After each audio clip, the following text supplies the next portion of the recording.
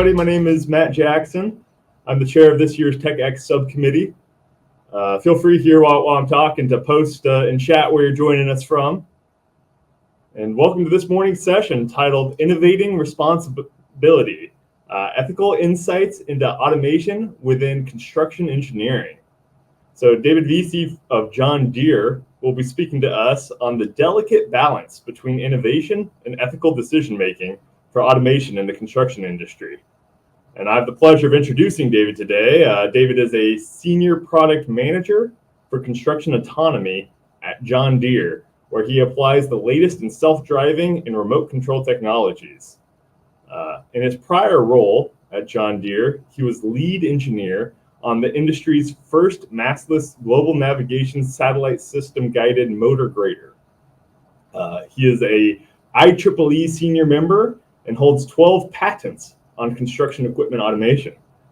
So I'm sure if anyone has any patent questions, he could probably coach you through it. And please, as we go through today's session, post any questions in chat or any comments that you might have. And without further ado, I'll hand it off to David.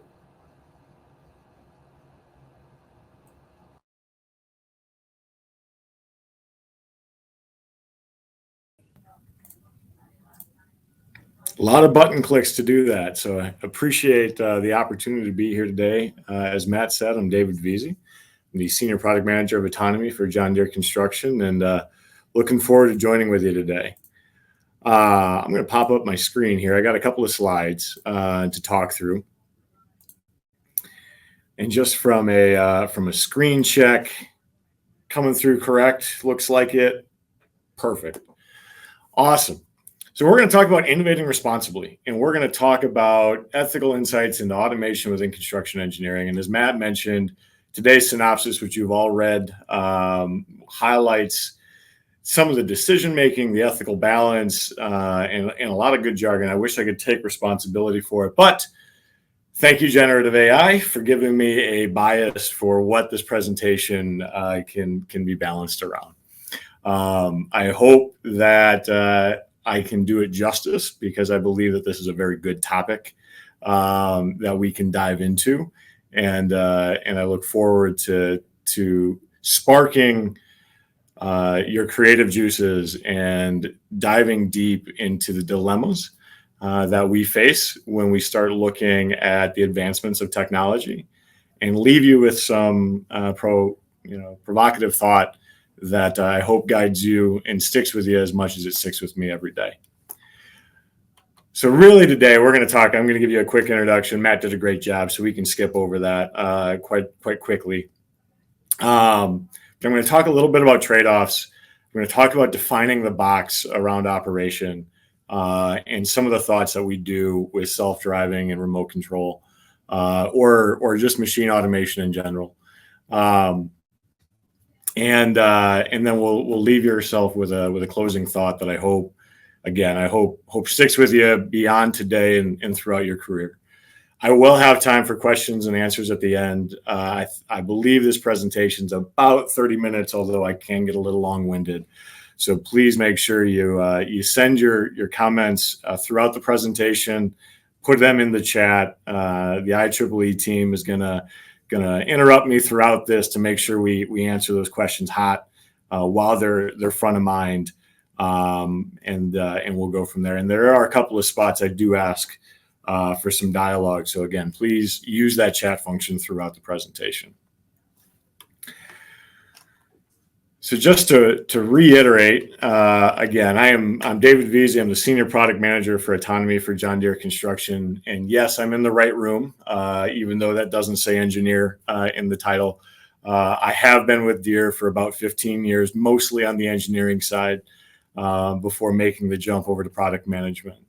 My key engineering specs that I like to throw out there, you've already heard them, but I've got my bachelor's in electrical engineering from Michigan Technological University. Go Huskies. I've spent 15 years at Deere, most of which, 9 of that, were in the electrical and hydraulic system design space, particularly around our motor graders. And I will show a picture of what that looks like, and we'll dive deeper into that here in a second. But I also then got to spend 3 years managing our software test organization for all of our machine software, on anything yellow that said deer on it worldwide. In that time, I got to work with some very bright individuals and learn a lot more about how we make ethical decisions, how we go above and beyond to solve customer problems in a way that is safe and in a way that is productive for all parties involved.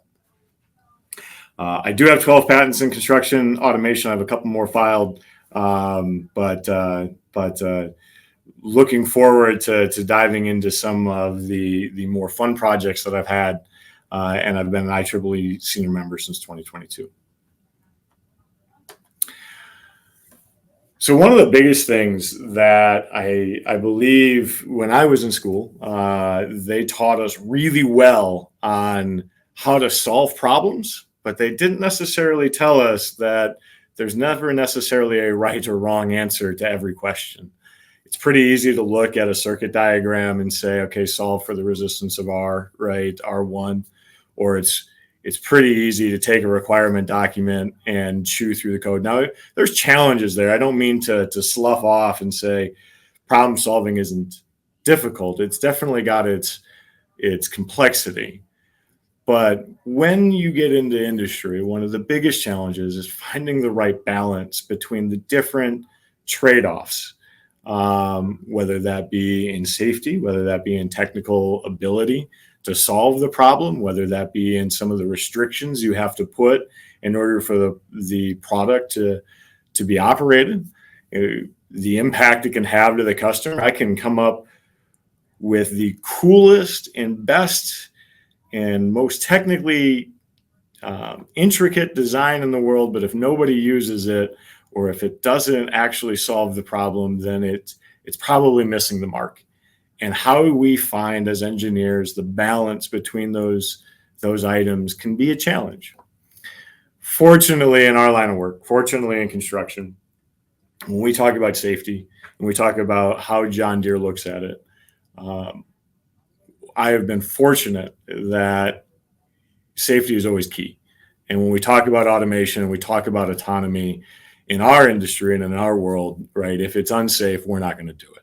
And we have the ability to make that decision because of the environment that we're in and the stance that we take. And it's definitely something, as you look at companies and industries to where you want to apply your superpowers of being a rock solid engineer, something you may need to weigh is the culture of that company and their ability to manage that problem. In my 15 years, I'm very fortunate with where we've ended up. Now, we run big, large pieces of equipment in dirty and dangerous environments, but we do it in a way that we can validate safely and we can verify the safety. And that is one of the main reasons that I choose to be at John Deere. I encourage you to take that with you wherever you go. But the safest place for a motor grader or a bulldozer is parked on the side of the road and not moving any dirt. But that's not very productive. So how can we define safety and ease of use and productivity, and how can we find that balance as an engineer and in organizations? Before we talk about that, I want to talk about my favorite project, the John Deere Smart Grade motor grader, where I was the lead engineer on this. We use GPS guided grade control, and we'll explain what that is here in a second, but we essentially take a GPS, we put it on the roof of the cab of the machine. We use encoded cylinders that are controlling the blade movement to sense where that blade is at. We load a design file in, and we automatically control the blade to cut dirt plus or minus a half a golf ball autonomously. Now, we still have an operator that drives the machine, that still runs the throttle, that still runs the brakes, that still steers, and they still have to manage the material that's coming at them to make sure that they're filling the holes or that they are shedding the material so they don't get stuck. But we control the blade or that mold board in order to cut to a specified plan. And the way that that works is we start with the civil engineers and the surveyors design and site out a 3D model of what they want the world to look like after we're done moving all of this dirt. And that gets loaded down to the machine, and we use those GPS sensors, and we use those hydraulic cylinders and the IMUs and a plethora of other variables. And we calculate where that blade is relative to the earth. We compare that to where it should be from the site plan, and we control the blade to move in order to resolve that difference. You can see this is actually in the background here. This is a motocross motorcycle track that they were digging. So these are the ruts they were putting in for the washboard. But to demonstrate the amount of contours that we can control and cut in kind of our line of work. So as we really dive through there, and I just saw your first question, Matt, so we'll dive into that. The human-machine interaction, it's constant, right? You are blending technology to what previously for the last 50 years has been done by artisans who are machine operators, who have we'd call it the bubble in their butt, because they could feel the machine move underneath of them and understand how the dirt is flowing and how they are able to cut the accuracy that we cut automatically. They were able to cut it manually, and being able to make them productive, as well as somebody you might take off the street productive, and how we balance that in that human machine interaction, how we make it walk up easy, is a constant decision-making process that we evolve over time. And I hope that answers your question. So from this, right, we talk about automatic blade control, and I told you we'd ask about safety and get into some of the ethical kind of balances there. So I want to maybe ask the group, what could go wrong? As you look at this picture and you look at the material that the machine is moving, again, we are automatically controlling this blade. This is a 16-foot, 2.5-foot tall piece of steel with a cutting edge on the end of it that can literally sculpt earth. Any ideas on, and please post this in the chat, what are some of the things that come to mind in your mind that we should consider?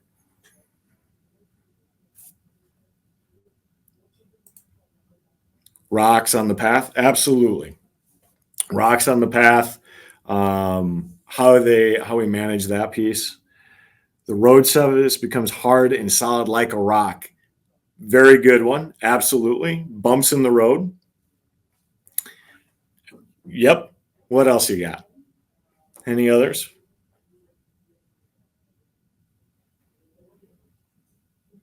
Stability on turns. You got it. Yep, absolutely. So a couple of those things that rain, it actually does work in the rain pretty well. And the reason is all of our sensors are not perception based. There's no cameras, so there's no visible spectrum here. So rain and snow and sleet and stuff, we're able to control through as long as the operator is able to maintain traction. Bumps on the road, we'll get into that one. Stability and turns, I'll get into that one here a little bit in a second. Terrain angle, great one, Jonathan. We'll hit that one. Keep throwing those out there as we go. The one I want to focus on is the balance of intended versus unintended movement. And we're going to start there, but I will hit those others. When we talk about manual blade control, when we talk about an operator controlling it, and we talk about moving the weight and the mass of this machine, it's pretty easy to say, well, I want it to move and I want it to move and I want it to go where I want it to go, and I don't want it to do it when I don't. So if I move the lever up, I want the blade to go up. If I don't move the lever, don't do anything. and is really bad if I move the lever up and the blade goes down, or if I don't move the lever and something happens. Think about that in a car, right? If you need to steer and it doesn't steer, it's a bad day, right? Pretty easy for right and wrong, for good and bad. But when you get into automatic blade control, there's this kind of a gray area, because that the operator doesn't move a lever, but something happens, right? And that's intended, but it may not always be as you expect it to be. It may move a little sharper because the road got hard. Definitely appreciate that one. Definitely a concern that we have, right? It definitely can move differently than you might expect, because GPS, the atmosphere is not consistent. So the time of flight from GPS sometimes gets drifted a little bit, location by location and time of day. And when you're trying to move, again, plus or minus a half a golf ball, that can really, impact what your expectations can be. Your sharp angles that we called out in the terrain angle, in that site plan, somebody has drawn that in. Well, sometimes they draw angles that are impossible to hit, and the machine's trying to decide, do I keep the blade flat or do I put it at an angle? All very good things that we needed to consider. So how did we do that, right? What were some of the things that we did? How did we build the box that allowed us to work in this automatic mode? So I'm going to put those three things that are intended. They are actual. We want this to happen, but we may not expect it. So how do we ensure? What are some of those safety pieces? Well, one, because we still have an operator in the seat, we still have the sense of a piece of moving equipment people should not be around, and the operator has control of the machine. So we spent days and weeks in architecture reviews and in requirement discussions and requirement reviews and combing through ISO safety standards to understand, right, where we can add redundancy, where we can add fault tolerance, where we can add the ability for the operator to always override. And then we exhaustively tested that no matter what happens, if the blade is commanded down because of the grade control system, the operator can always grab the lever and the blade's going to move as the operator expects. Boom. Checkbox number one. We can be confident that we can shut the blade off. We can stop the blade. The operator is in control. Box checked. Sensors reading in range. If they're out of range, if they're faulted, if they're shorted to power, shorted to ground, have corrupted data, right? We have logic that can parse through that. We know what expected values should be. Pretty easy to say, okay, something's wrong, shut it down, figure out the problem, and go from there. And then we also do some checking around, is the blade moving as we expected? If I'm commanding it down through our logic and it's moving up, well, then I got a problem. I got a stuck valve, or I've got something along those lines. And again, we have the opportunity to shut down the hydraulic flow, stop the blade movement. So we have put in the boundaries of that. But none of that really helped with this GPS drift, where it's in range, but it's maybe further away than you thought it was going to be. Or this, I'm going over that sharp angle in the site plan and I didn't realize it was right there, or I didn't realize it was that sharp, and now the blade wants to jump on me. How do you think, or what are some suggestions you would have thought to resolve that? It's intended, maybe not expected. And how do we still allow it to be productive, but safe? Use on-site beacons to solve true ground position. You could. Yep, you totally could. There's some challenges with that of getting the individuals on the ground to put those in, right? Definitely from that standpoint. Geofencing and satellite communication to map out the topography. Yeah, they actually do that beforehand. So they're able to put some of that in, and geofencing is definitely a piece of that, which is great. They do also put RTK, real-time kinematic correction radios on site, and are constantly giving back a correction signal to this machine in order to get that accuracy. But even sometimes that can drift. I'll give maybe divide and conquer. What do you mean by that? Maybe one more there on TK, if you want to elaborate just a hair on it.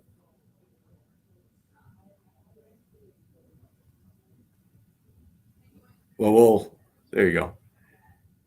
Using a gyroscope for self-leveling. Yep, there is an IMU that tells the blade the level of it to kind of average that out. The way we did it was we made this box. We defined a box that said, as long as your target is relatively close to your blade, and relatively is the operator can define how big this box is, so they can define their expectations to the machine and say, with as long as my target of that site plan is within this box, I'm okay with the blade to jump around like that. I'm okay for it to move maybe a little differently than I would have expected because I'm going over bumps or I hit a hard spot or something along that. But as long as it stays in that box, it can be in automatic mode. As soon as it gets out of that box, we're going to shut her down. Gotcha, TK. You got it. And that is actually, they will go back and do another pass and try to whittle that down. So you're spot on. So this is the safety box that we put in here, and then we tested thoroughly. And again, through architecture reviews, through requirement diagrams, through the theory of operations, how do you ensure that box is robust and solid? Testing it with MCDC, multi-conditional variations, right? We are able to really prove that out and get comfortable that we can run automatically as long as we stay within that box. I found it ironic that while I was going through this presentation, I actually found the hand sketching that we did originally to help concept what do we mean by this box. I just thought I would throw that in here as a point of reference. Yes, no matter how many computers we still have, sometimes a pen and paper and a highlighter go a long way. So let's talk about self-driving cars, right? So let's take this defining the box mentality and let's talk about driving cars. Self-driving cars or self-driving equipment, self-driving tractors, something along those lines. There's really two parts. There's two big parts that really go into that, right? Part number one is being able to safely move a vehicle in space. And I attribute a lot of that very similarly to what we talked about with automatic blade control, where you've got drive-by-wire, you can train the machine to sense its surroundings, you can train the machine to detect people and vehicles and rocks and obstacles, and you can get that black and white of this is yes, this is no, the zeros and the ones. It's not trivial. There's a lot of complexity, and the evolution of technology over the last several decades has given us more tools to be more precise and more accurate and more deliberate in the actions that we ask a vehicle to take, right? Without the advancements in onboard processing or edge computing with AI to be perceptive with computer vision, right? We wouldn't, we could have trained it for big blocks and little blocks, but not necessarily is this a person or is this a a mannequin, or is it a cutout of a person on the side of the road, or are they on a billboard, right? So we are able to get better every year. But the harder part is not training the machine to move. It's telling it where to go and defining when and where and how to move. How do you make a box around a self-driving car or a self-driving piece of equipment? If everything was autonomous and it was in a box all by itself and you knew where everybody was at and you could control those variables, yeah, we can move, right?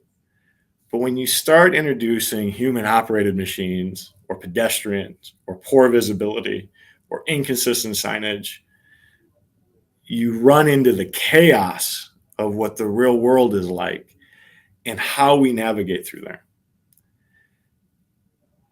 If we consider that the standard is, well, it's got to be as good or better than human operated cars or equipment.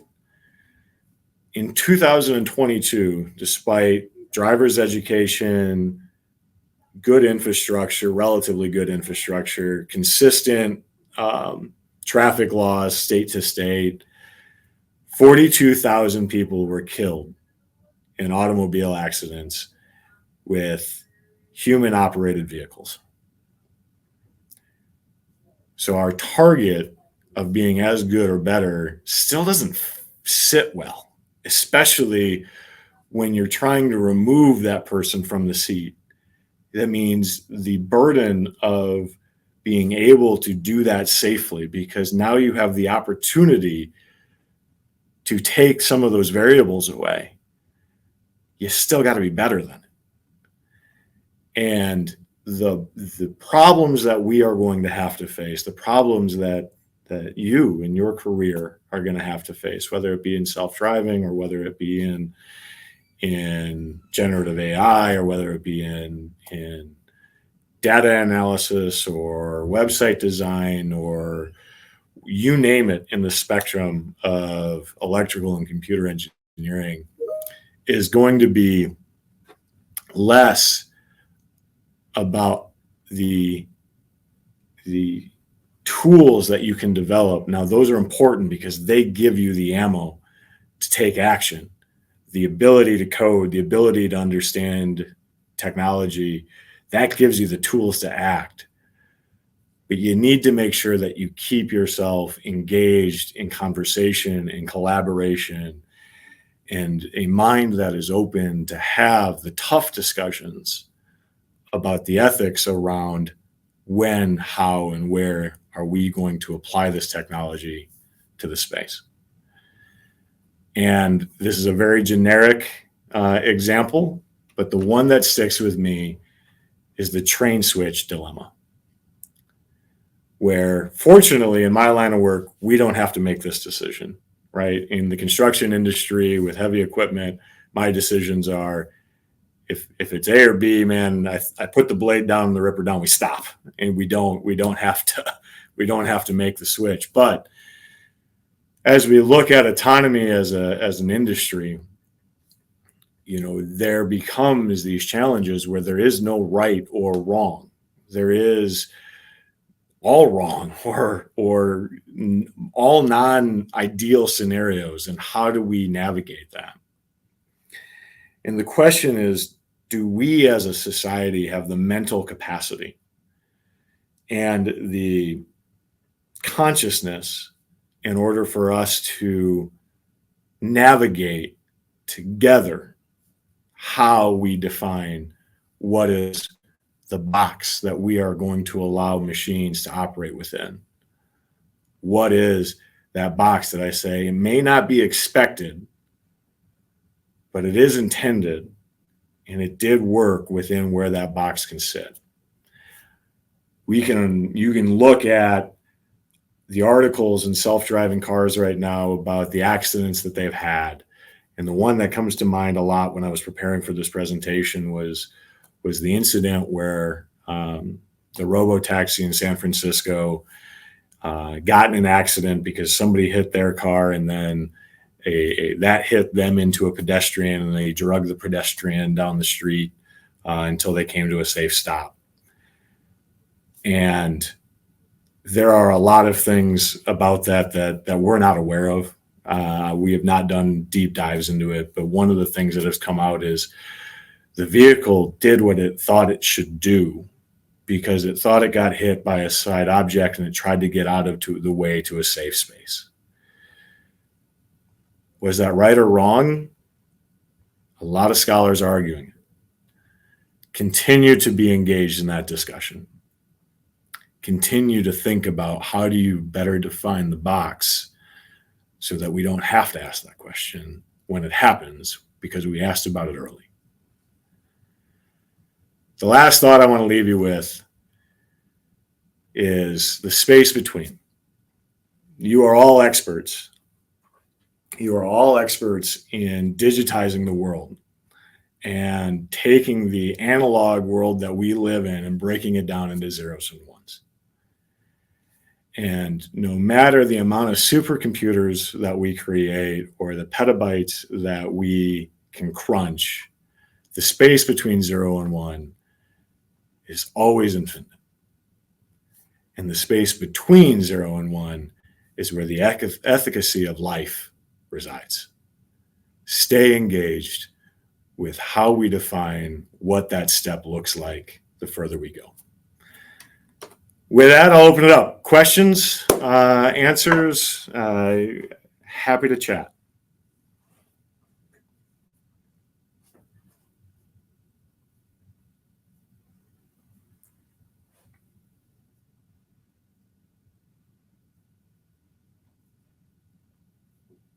Oh, I didn't mean to put you to sleep here, so there's got to be some question.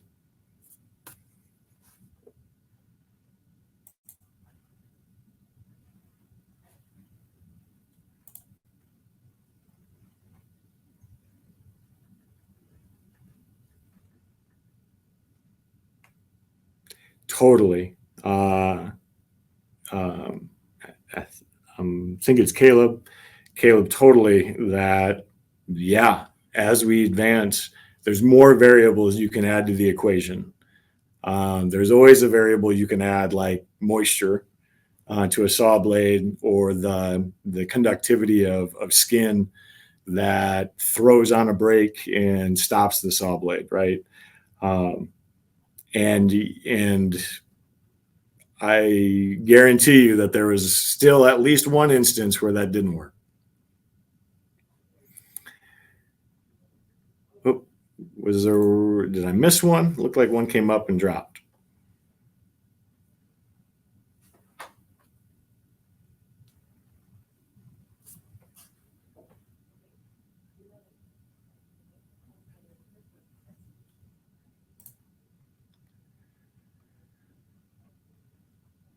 How do I see the challenges about autonomy differing between agriculture and discussion and construction?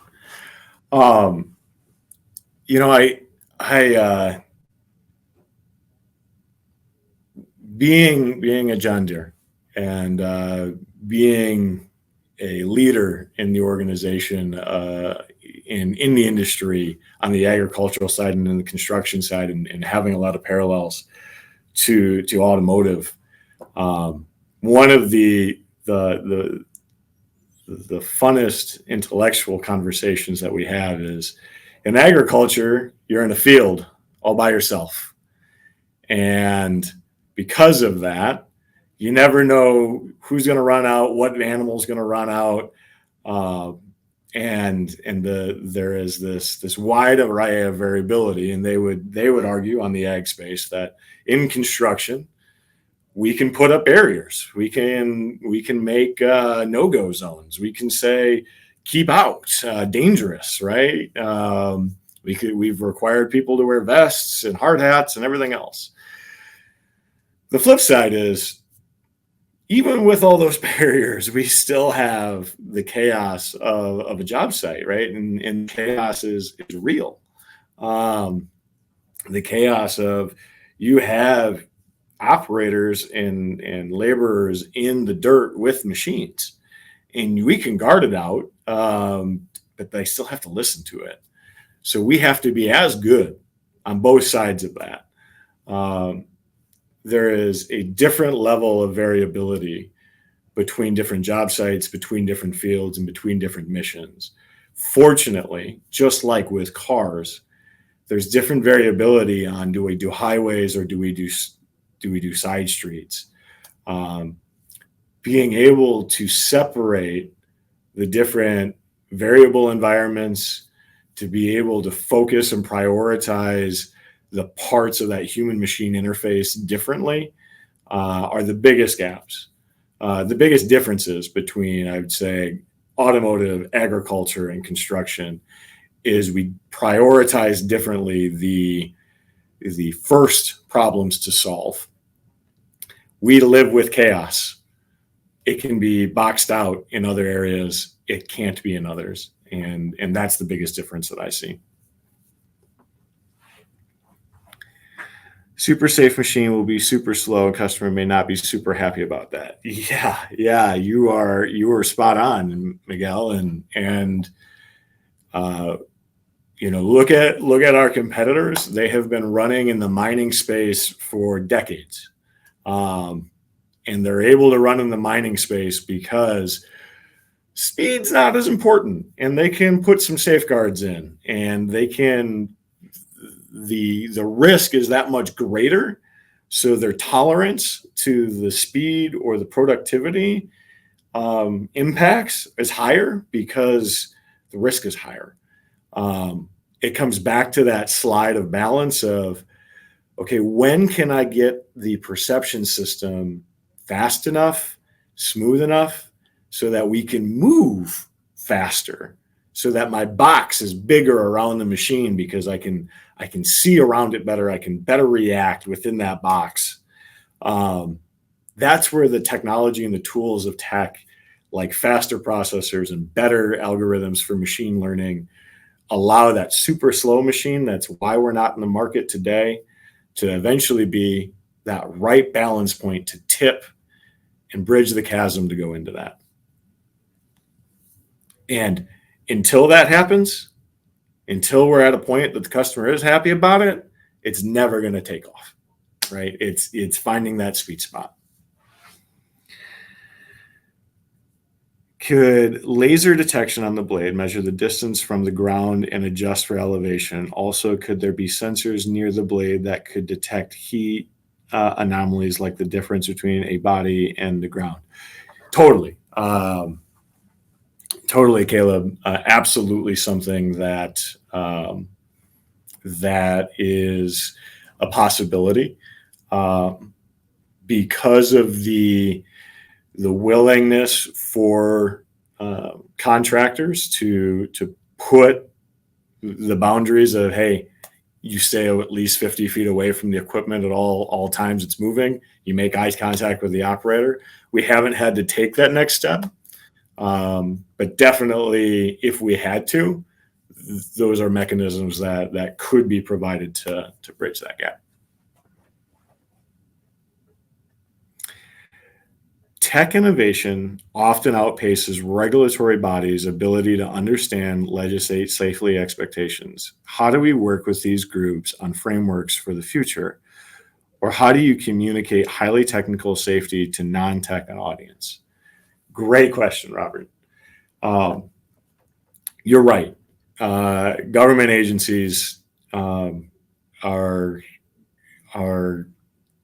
to be lagging in the regulation of technology, right? That's where I believe the morality and the ethics of the engineers that we have in the industry, and not just at Deere, but throughout it, right? They are really the beholders of those decisions, and they make the recommendations to governmental bodies after long discussions about industry standards, right? Before it gets to government, it normally goes to an industry standard. Before the industry standard, it's normally a consortium on general accepted practices. And, ethics are what you do because it's the right thing to do. It's in the spirit of the intentions of the industry. You don't do it purely because it's a governmental regulation. Now, you have to do it when it's governmentally regulated, but you should be doing it because you know it's the right thing to do, or because you've gotten in a good intellectual discussion with peers who have the same context and awareness that you have, maybe from a different perspective, and your combined consciousness of the industry or the tech symposiums is able to provide some guidance that you follow because it's what you believe is the right way to approach it. That's how you outpace governments. That's why it's these discussions that you need to be in to advance technology. And how do you break that down into non-tech audience? Focus on the problem you're trying to solve. I'm trying to move dirt plus or minus a half a golf ball, and I want to do that safely, right? How do I do that? Well, I put a box around it and say, you can move within that box. Stay out of the box, right? They don't need to know about the GPS and the sensors and the IMUs and the lasers or anything else, right? They just need to know to stay out of the box. And if they want to know more, you can dive another layer back. So, other questions?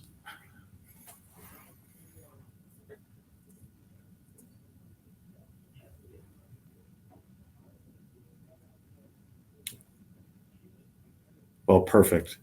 Assuming there's no more that trickle in here in the last minute or two, I definitely appreciated the time to chat with you today, the self-reflection to pull this presentation together. It definitely lit a fire under me this week, and appreciated having the opportunity to meet with you. I am on LinkedIn. Feel free to connect if you want to further the discussions, and I wish you all the best of luck on your endeavors. Thank you.